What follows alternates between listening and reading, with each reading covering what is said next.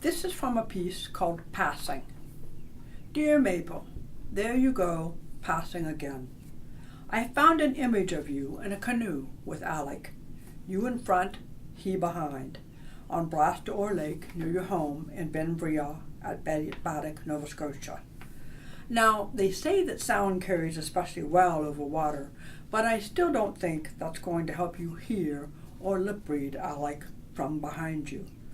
Perhaps that's convenient for both of you? I've been wondering how you actually did lip read or speech read, as you called it, Alec, in the first place. Now, I don't know about you, but I'm generally pretty skilled at this lip reading thing. In fact, I'm so good that most of the time I even fool myself into thinking that I can hear what someone is saying, until that frightening moment when, say, someone walks between me and the person I'm lip reading, and then the whole conversation just goes utterly blank for me.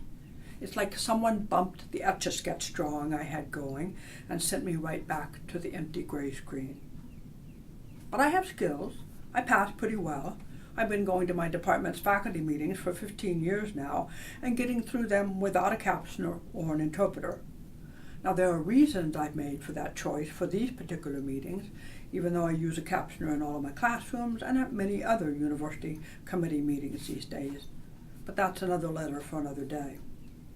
Oh, sure, I miss things, but I don't seem to have missed that much. One person in my department knits throughout the meetings. I like to imagine that I, too, am knitting the little pieces of the conversation that I can grab a hold of onto something useful. Maybe a shawl for the days when my office is a little cold. Except, alas, I have no patience or skill for knitting real or imaginary. This letter is an example. I started by wanting to ask you how you could ever really lip read Alec, but I have followed a thread elsewhere. My point is that two situations in particular make lip reading and therefore passing very hard for me. First, men with full facial hair, and second, people who are speaking English but doing so with a strong, non-native English accent. The latter, the facial hair people, those with non-native accents form their word differently. The consonants don't cluster the same, the vowels veer off from their patterns that I have so patiently learned. But the former, the hairy-faced men, well, I might as well try to communicate with my cat. There's hair, and a mouth that moves a little, a slip of a pink tongue, the point or glint of a tooth, something that looks like it might be sound, but I can't make any sense of it. How did you do it? Did you ever ask him to shave it all off? Did you ever tell him you were tired of passing? The only accounts I can find in your letters and also from that famous piece that you published in the Atlantic Monthly about speech reading tell me over and over again that you really had no trouble whatsoever listening to your husband. In his biography of A.G. Bowell, Robert Bruce remarks that you managed to lip read, quote, so well that none of the family thought of her as deaf. Well, of course they didn't. You wouldn't allow it. Bruce also notes that Alec, quote, never needed to use finger spelling with you as he had with his mother and Helen Keller. Lip reading was enough. You yourself even wrote in that 1895 Subtle Art of Speech Reading article of your clear reading of Alec's lips.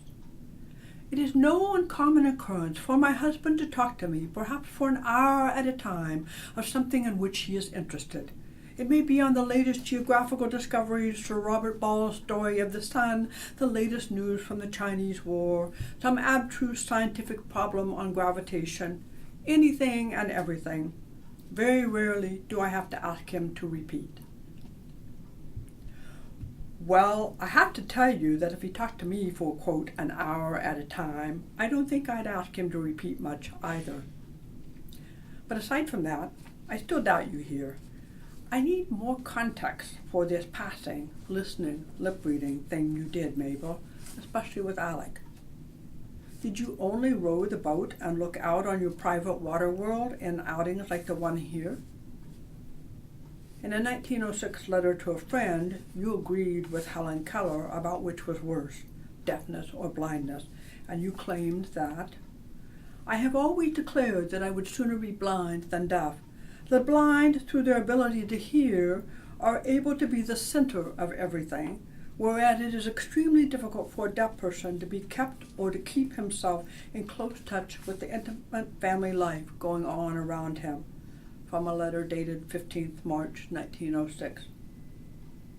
Yet you also, in that same letter, played your passing card well.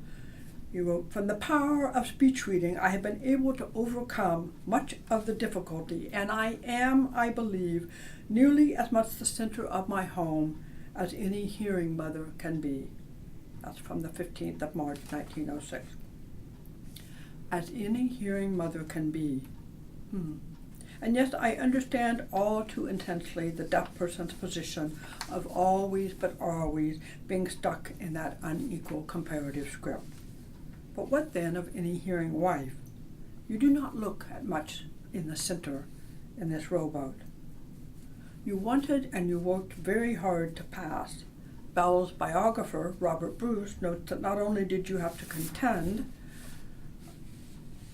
with your handicap in understanding what others, but also the deficiencies in your speech that made it difficult at first acquaintance for others to understand you. Alec himself once publicly defended your speech after a talk you had given, and he wrote, "The value of speech is in its intelligibility," he reminded the audience, "not in its perfection." Intelligible, intelligent, yet imperfect. I suppose then you were human after all, and however imperfect you or others might have judged you for your hearing loss, it seems that you rarely gave up your passing and rarely owned your difference.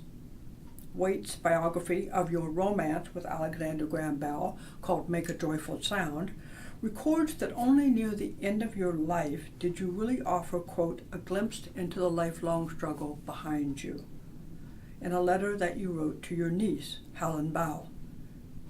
You wrote, "All my life I have tried my hardest to have you children and everyone else forget that I am not the same as your mother, for instance." With regard to your hearing loss, then, you always tried your hardest to have others forget your difference. You worked to claim a place and an identity, as you said, quote, "nearly as much the center of my home as any hearing mother can be." In a letter to a family friend a few months after Alec's death, and then a few months before your own, you directly stated your credo on this matter. "I shrink from any reference to my disability, and I won't be seen in public with another deaf person." This is from a letter dated only 1919, no specific month or date. Yes, Mabel, it's harder to pass when you're with those you don't want to look like. As my colleague Tobin Sievers has written with some humor in his own credo essay titled My Withered Limb, he writes, "The solitude of the disabled is crushing. We are barred from gathering among ourselves by the laws of human physics, which declare that gravity exerts 5 times its influence where 2 cripples stand in one place together, and 10 times its influence where 4 of us gather."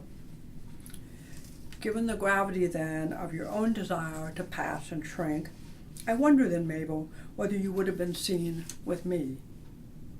For myself, I would have very much enjoyed a canoe outing with you. I am never more comfortable than when I am on or in or around water. I like the rhythm of rowing, and the way sound is indeed magnified on water. I would have turned to face you in that boat, rowing backwards, our lips both ready for the reading, because the view is just as good from the rear as it is facing forward when you're on the water, I think. And we could have passed the time of day there together, passing, rowing, reading.